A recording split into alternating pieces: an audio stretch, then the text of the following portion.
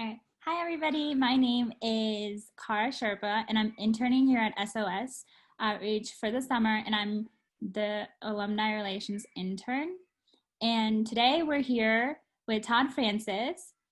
Tod first joined SOS Outreach as a donor and is also a board member at SOS Outreach, and we are happy to be welcoming him on the executive board soon. Tod, can you please introduce yourself? Sure, yeah. Tod Francis, I'm thrilled to be part of SOS. I'm a big believer in combining mentorship, the outdoors, and getting people motivated to go to the next level. Could you please tell us briefly about where you grew up and the environment where you grew up? Oh, sure, yeah. So I grew up in Indiana. Definitely didn't have the beautiful mountains and hills that many of you have had, but grew up in Indiana. My household, single mother or single parent. My mom was a school teacher raising three boys. So we were always hustling, trying to make ends meet. And it was it was a great environment, but it was definitely, we were always working hard, holding down a lot of jobs in middle school and junior high and high school to make it all happen. And then from there, I went to Northwestern for university. Could you also tell us, after high school, did you have a set plan to attend university or did you explore other interests? Well, my mom was a school teacher, so the path to college was pretty direct. That was always the priority, and we put a lot into making that happen. I was a scholarship at high school, and in order to make that go, so that was always the goal, and was able to get into Northwestern, which is in Chicago, just north of Chicago, and had a great experience there. Could you also tell us, how did you navigate your career after college? Yeah, so I should probably mention that I always had businesses that I was starting and doing. So growing up, I cut lawns from about third grade on to bring in some income. And so I could do that until I went to college. Then in college, we started some businesses. We striped parking lots, and we, sealed them with the black sealer. It was nasty job. Anyway, it was something we could do in the summer. And I also started a photography business during college where I would take photographs of the formals, the sorority and fraternity formals. I did actor and actress headshots. The reason I'm bringing this up is I always had this desire and enjoyment around business, around starting little businesses. And all those things put me through college, basically. That's how I funded my college experience. So coming out of that, I went to business school. I knew I wanted to work, but I felt like, wow, I got so much to learn. If I'm going to really do it, let's go to business school. So I actually went straight into business school. I wouldn't necessarily recommend that path today, but for me, it was the right thing.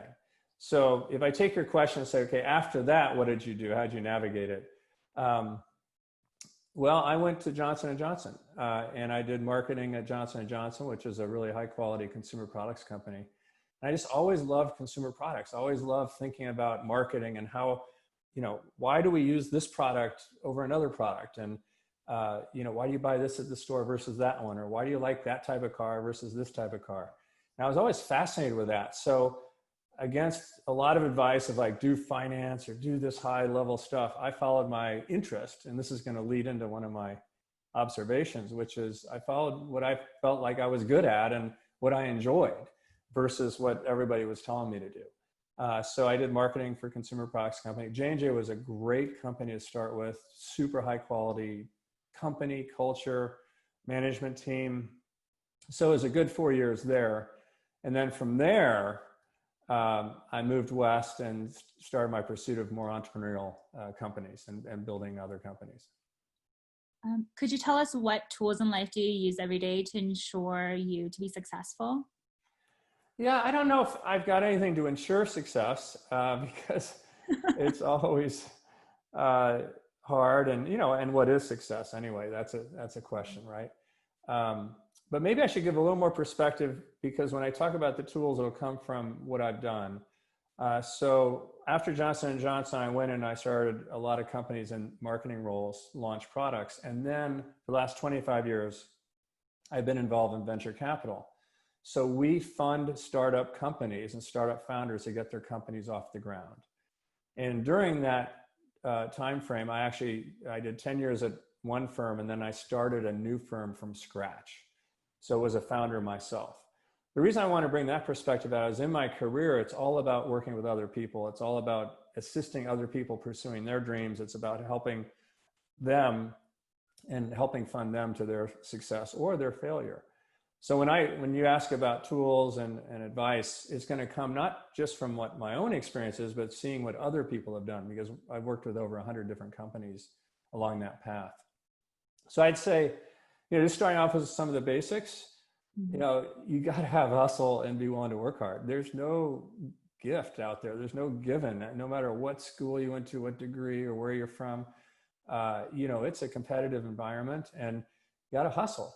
And what's tied into that is that people typically resonate with high energy and those who hustle. Like, think about people you interact with, whether it be a teacher or somebody selling you something. It's like you're going to engage more with people who really show energy and enthusiasm around what they're doing. And so I don't want to call it a tool, it's just something I believe in, which is, bring a lot of energy into the conversations and into the projects, into your job, into your company, and people will really react to that. When you're around people who have a lot of energy, you tend to get more fired up too. So I think that's nothing I've ever read in a book or anything like that, but I think it's something that's part of human nature. And a lot of people, just are boring, right? And it's not that fun to go to work every day. But if you're with people who are like, man, I'm so fired up to launch this product, let's get this meeting going, or what's new today. So really big on that. The other thing is, it's a bit cliche, but I want to state it, which is quality wins. So you can do things quickly, or you can do things well. And usually doing things, with a quality approach, a thoughtful quality approach, taking a bit more time to pull it off properly, usually is the right thing. And that quality orientation plays through everything, which is the types of people you work with, the type of company you join, the way you perform your job, the way you launch your product, the way you service your customer. And then that leads into something else, which is delivering on commitments. So some people say, under promise, over deliver. That's a cliche. I don't know. I'd rather say, you make a commitment, you come through and you deliver on it. And that is really important, because if you do that, people believe in you and give you the next opportunity. If you don't do that, it's just like your friend, I'm sure all of us, we have these friends who are always late. You never expect them to be on time, right? No. Well, if you're in a job and you're not delivering on your commitment, you're not getting the next assignment, because no, they can't pull it off. Forget it. So like meeting your commitments, doing a quality job, bringing energy to what you're doing, I think bodes well in all types of roles, whether it be, working in a restaurant, working at a chairlift, whether you're in a consulting company or you're in a, management position, all of that, I think that resonates or works in all those scenarios.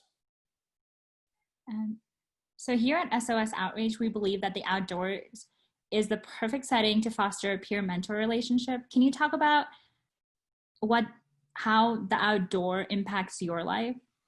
Yeah, so I grew up, as I mentioned, in Indiana. It was pretty flat. So I didn't actually have great outdoor exposure. I didn't have a father around to kind of do that, and my mom was working all the time. So I actually didn't have that as a natural part of growing up, but always wanted it, right? And so when I got a job and I could do things and travel, just fell in love with the mountains. Just, mountains, getting outside, cycling, all that stuff. And what's happened is I look back now, all my best friends enjoy them too. I've met them, like my best friends are people who like to mountain bike, they like to ski, they like to ski tour. And I think about, why is that? And it's because you build this bond with people. But not only that, but when you're in the outdoors, you have much greater opportunity to talk about things and to share ideas. So I've met amazing people through our interest in the outdoors. And this could be as simple as just having some ski runs and chairlift rides with people. But you get thrown into these situations where you're sitting next to somebody and you can share ideas with someone who may be, just somebody you've just met, or maybe they're famous or whatever, but you all of a sudden have this bond and you can communicate and share at a different level. And so for me, the outdoors has been fundamental in so many things. It's been where a lot of my friends are from. It's where a lot of my business relationships get built deeper. I can actually point to a number of companies we funded because I met them at a mountain event that we host. So I actually feel the outdoors is so much more than just like, oh, it's great to be outside. It's about how we can connect to people differently. You leave behind all the social stigma and all the different things of your normal life, and then you get to just be together and enjoy that experience. So I think it's just an amazing way to meet people, learn from others, it's fantastic. So it's been fundamental in my life, very important. Thank you. And our last question is going to be, in your leadership role, how do you foster diversity, equity, and inclusion within the startup community and beyond? Well, I don't think it's been done very well. So I'm not going to sit here and tell you it's perfect. So I think more about what can be done now that our awareness is raised so much higher on that. And I think it's about actually taking action. When you have a decision you can make, can you hire someone? When you put a job posting out, make sure that you're interviewing, that half of the people are women, that a third of the people, or whatever the right percentages are, and I don't have them, are of color. Or you have to initiate efforts to bring diversity into environments. It won't just happen naturally. In fact, we've proven that. We've proven that over decades and hundreds of years. So I think what has to happen now is to take proactive action, to actually use data to see if you're taking action. Are you hiring people of diverse backgrounds? What is the makeup of your company? And why is it not different than that? So I think that that's something on the company side. On a personal side, I've decided, and our family's decided, that when we think about community projects and giving back, we're only going to work on programs that help people who are coming from more challenging backgrounds and backgrounds of race and color and whatnot. So I literally have changed in the last year, changed the types of groups that we're donating to, changed the groups we're working with, to always focus on helping people who may not have the advantages that other people have. And so those are kind of the little steps you can take. And frankly, SOS is one of those pieces, which is SOS really believes strongly in helping people, get mentorship through the outdoors, hoping that they, get an opportunity to look at life a little different, be a little more motivated. I love that because it's bringing all these interests together and bringing this powerful outdoor weapon to people who may not have naturally found it, just like I didn't naturally find it. So so that's kind of what I'm thinking about. What advice do you have for people building their careers today? Yeah, so again, as I mentioned earlier, I work in venture capital where we fund hundreds of companies over the last several decades. And I've seen lots of different career paths, lots of different approaches to building it. And there's not one formula. So first of all, the advice would be, don't assume there's just one path. Okay, that's very important. You have to choose your path, the path that works for what your skill set is. So here's a few points I've observed over the years. One is figure out what your secret weapon is. Like, some people are really good natural salespeople. Some people want to code technology. Some people want to serve the customer. Some people want to be in the back room. They're all fine. They're all required in the workforce. But figure out what you really do well, because what you do well with is what you'll be successful at. It's what you're going to enjoy. And what you enjoy, flipping that around, you'll do well with. So I think often people kind of get pigeonholed into something. Oh, I'll take an example. When I was growing up, I was always told you have to go into accounting. Well, I hated accounting. Why would I go into something I hated? But I kept getting this advice. You have to go into accounting. That's a great place to start. I was like, no, I hate accounting.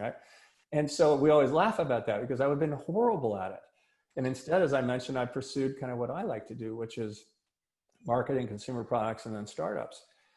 So I think finding what you're kind of naturally wired to be great at, and then going into an environment where you can thrive is really important. Second thing I'd say, and this is probably the most important thing, is when given a choice, always choose to work with quality people, people who will mentor, you know, be willing to mentor you, where it's a work environment where you see other people you respect. You're watching business practices, or you're watching the way people operate at their role with respect. It's like, oh, I want to learn that way. Because there's a lot of people who are just trying to do the quick and easy way. And that's not always and it's usually not the right way. But when you get in with a group of people who care about you and have a quality orientation and can help you grow, that is huge, because not only do you become better, but you've just built a network of these people. And as they go to different places, they might want to pull you along. And this literally could be, again, I'll go back to being a server in a restaurant, to being an operator, to being a carpenter, to building houses, to working in companies. It all applies. Like, I think about a really good contractor that we might have used. Well, we're going to use them every time we can, or we're going to refer them to every person we can. So when you work with quality people, it just builds a quality network that creates opportunity. So there is some self-serving element to it. And that the other piece of that is a quality culture. You can look at companies, and when you're choosing, if you have opportunities between working at one place or another, you'll have this gut instinct of, you know, do I feel good about the way they operate? And I would say that also will build your practices and will help a lot. And then last, I just say is build a network of people and friends. Always be looking to meet great people, because you just never know what's going to happen. You know, maybe your friend will decide to start something and want to have you involved, or maybe the person you work next to at the last company. But just always be thinking about how you can help other people. And it's surprising that they'll turn around and want to help you too. So those are just a few pieces of advice.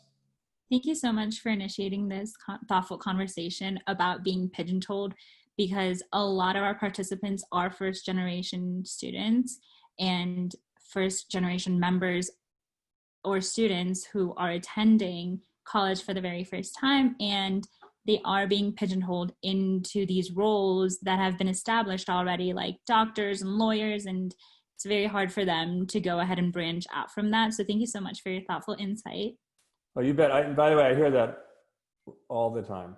And it's hard to say, don't become a doctor. I mean, it's hard to say, don't do that, but I think everyone should look at what they will ultimately really thrive in, right? And if you look at a lot of the, I don't want to call them success story because that seems silly. But if you look at people that you might admire, you look at some paths, a lot of times they took a different path than what they were being encouraged to, but they took the path that they could more naturally excel at.